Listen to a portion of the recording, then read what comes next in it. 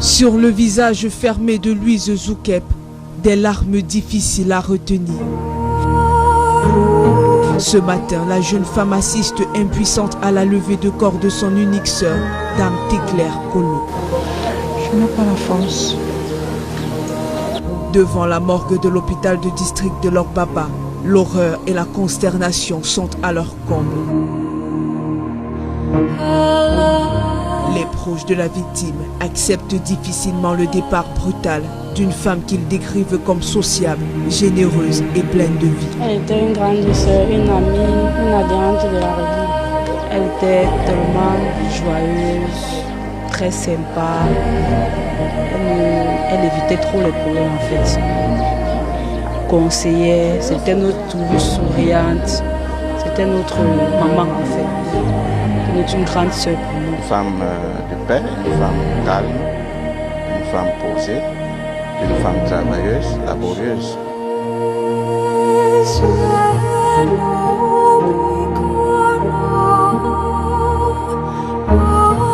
La mère de 3 enfants a été mortellement frappée à la tête à l'aide d'une machette par son ex-compagnon au quartier CCC.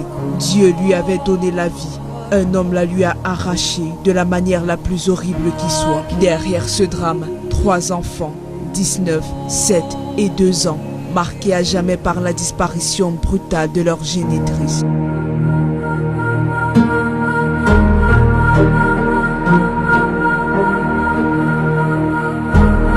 De sources concordantes, l'ex-compagnon, présumé assassin, a été déféré à la prison centrale de Newbel en attendant son jugement. La famille de Téclair, elle, espère que sa mort ne sera pas impunie. Que la justice fasse son travail. Parce que voir les enfants comme ça, l'aîné ne peut même pas s'occuper de ses frères.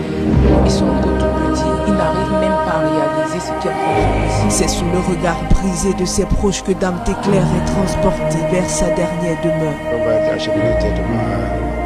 C'est tellement difficile. Tellement difficile. Parce que nous sommes sans voix. C'est la consternation totale dans le canton du Boum. Parce qu'il faut avouer, c'est la toute première fois de ma vie qu'il y a eu ce genre de cas. Il n'y a jamais eu d'assassinat. Aucun Djiboum n'a jamais soulevé la machette pour assassiner son conjoint ou sa conjointe ou un autre Djiboum. Un drame de trop, mais surtout une alerte sur la nécessité de dénoncer les violences conjugales.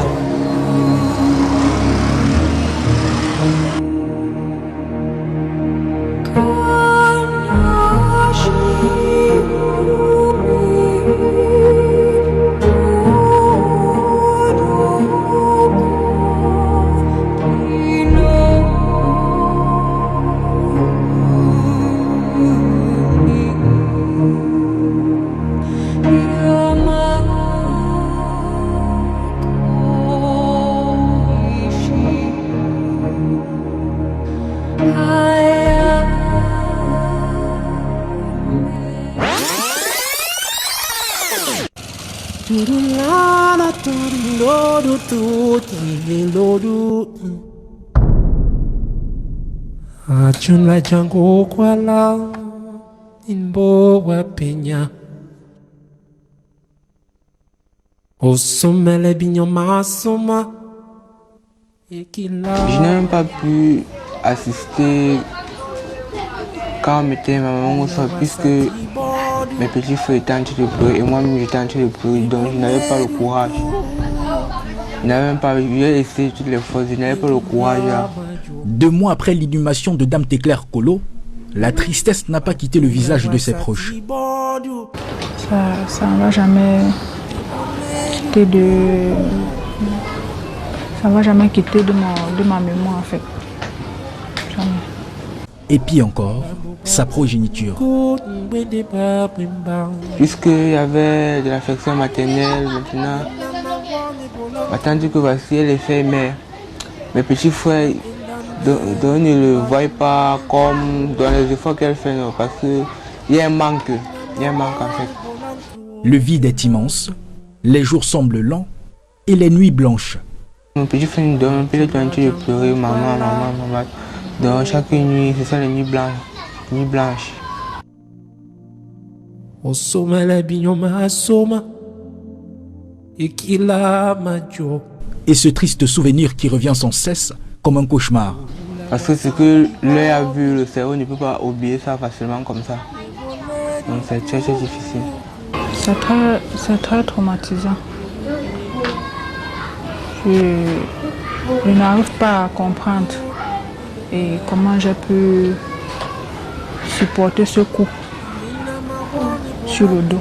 Je n'arrive pas à comprendre.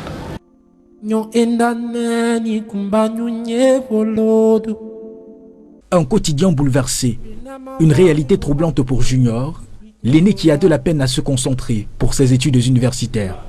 Avec ça, le cerveau n'est plus en paix, il n'y a plus beaucoup de concentration, il y a beaucoup de perturbations. C'est difficile. À chaque fois, je me dis c'est un rêve. Après, je me dis non, elle a voyagé, elle va revenir. Ou encore, je me dis, bon, elle est à côté, elle me parle, mais je ne peux pas la voir, je ne peux pas la toucher. C'est compliqué, c'est traumatisant. Très traumatisant même. Teclair, dont la vie a été brutalement apostrophée, a laissé derrière elle 3 enfants, dont le dernier âgé de 2 ans, 19 ans pour l'aîné et 9 ans pour le second. Tous désormais à la charge de Louise, sa sœur cadette et mère de 3 enfants. Cette dernière qui peinait déjà à joindre les 2 bouts. Parce que même avec mes 3 que j'ai, je n'arrivais pas à joindre les 2 bouts. Maintenant, 3 autres de surplus, c'est pas facile. Nous sommes dans la ville de Douane en plus. C'est pas comme ça nos villages. Et bien même quand nos villages, c'est pas aussi ramassé. Donc c'est compliqué. C'est une situation que quand tu n'as pas voulu, quand tu n'as pas songé, ça devient compliqué. Parce que auparavant, je vais dire auparavant, parce que bien après que ce maître vienne nous assassiner comme ça, ma soeur et moi, je vivais dans mon petit confort avec ma petite famille. Mais maintenant, 3 autres rajoutés, ça devient compliqué, même sur le plan mental. C'est compliqué. Je prie juste aux âmes de bonne volonté qui me suivent. Parce que... Infirmière diplômée d'État au chômage, Louise se débrouille derrière ce comptoir de callbox où elle vend aussi de la petite marchandise. Je ne travaille pas parce que à cause de cela, j'ai arrêté le perfectionnement que je faisais au CMA de Bipanda. Pour le moment, je suis à la maison avec eux. C'est pas facile. Elle doit pourtant désormais assurer la nutrition, l'éducation, la scolarisation et la santé des enfants, en plus des siens. Il y a le dernier là qui est fiévreux depuis 2 jours.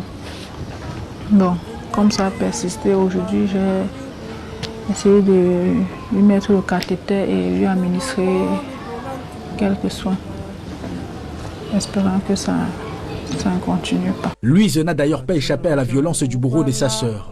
Elle ne s'est pas encore remise de la violence de ce coup de machette reçu dans le dos. Le traitement, lui, se poursuit. Ça fait les kéloïdes, ça soigne par moments, ça soupire en fait. Et ça fait très mal. On n'arrive pas à me coucher sur le dos parce que ça fait énormément mal. Junior, le garçon aîné est désormais un enfant avec des problèmes d'adulte. L'étudiant de 19 ans en génie électrique espère pouvoir poursuivre ses études pour prendre soin de ses cadets. Comme on avait prévu, donc je finis l'université, si je peux trouver même un emploi, je commence à avoir mes battre pour veiller sur mes petits frères. C'est pas vraiment évident puisque nous sommes nombreux. Donc, nous sommes encore venus,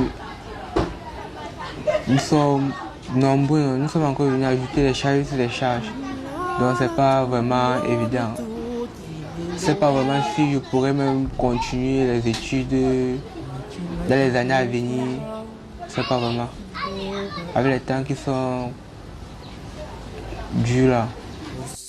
Louise, sa tante, essaie du mieux qu'elle peut de l'aider. Son souhait, que justice soit rendue pour sa sœur. Un peu que continuer à crier aux gens de bonne volonté, de m'accompagner sur cette lancée-là, pour qu'il puisse être puni à la hauteur de son crime. Donc tout ce que je veux, c'est juste me rassurer qu'il puisse payer à la hauteur de son crime. Et si ça pouvait commencer par lui, pour servir d'exemple aux autres, que la justice le fasse. Parce que je pense que c'est parce que les autorités n'ont pas pris les féminicides, les infanticides au sérieux aujourd'hui. C'est pour ça que ça va de mal en pire. Si ce bourreau, le bourreau de ma soeur et qui m'a mis dans cet état, aujourd'hui, peut servir d'exemple pour les autres. Si Louise, après la tragédie, a dû changer son lieu de commerce, cette chaise vide près d'elle lui rappelle la présence de sa sœur, avec qui elle passait ses journées. La